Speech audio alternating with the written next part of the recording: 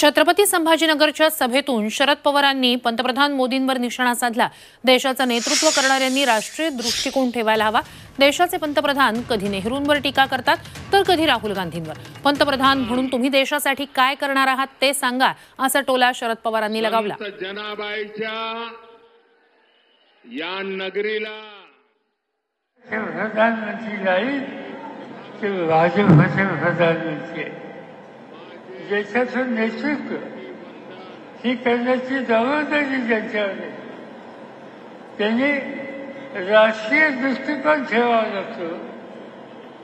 मतभिन्नता असू शकते, पण राष्ट्रीय दृष्टिकोन याची राष्ट्रीय गरज असते।